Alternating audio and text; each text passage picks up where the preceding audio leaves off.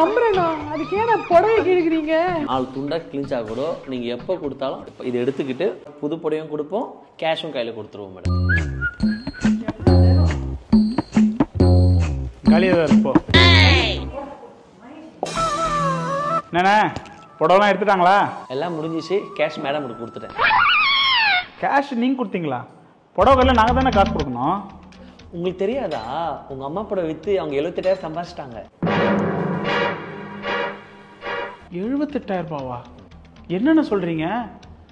அம்மா புடவையா? இங்க பழைய பட்டுப்படை கொண்டு வந்தீங்கன்னா இங்க விற்கலாம். கர்ணன் பட்டு சென்டர் நீங்க கேள்விப்பட்டது இல்லையா? உடனே கேஷ் கையிலே கொடுத்து அனுப்பிச்சிருவோம், புது சாரீஸும் கொடுத்து அனுப்புவோம். 1 2 3 4 ஒத்துக்கடி.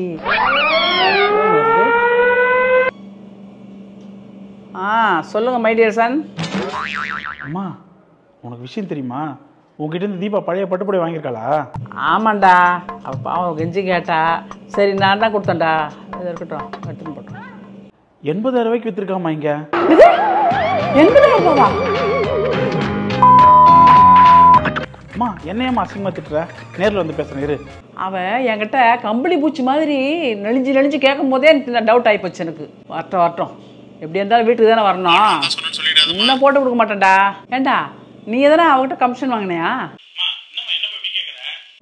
ஆஹா அப்படியா? எங்கேயும் போதும், டைரெக்டாக நீங்கள் வீட்டுக்கு வரீங்க. வாங்க வாங்க வச்சுக்கிறேன்.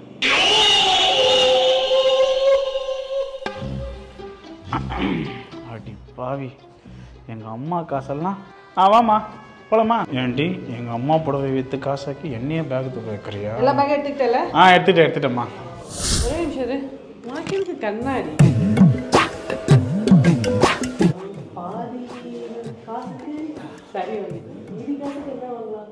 காஞ்சிபுரம் வரைக்கும் வாங்கிட்டோம், ஏதாச்சும் வாங்குவோம். வீட்டுக்கு போடி, எங்கள் அம்மா உனக்காக காத்திருக்காங்க.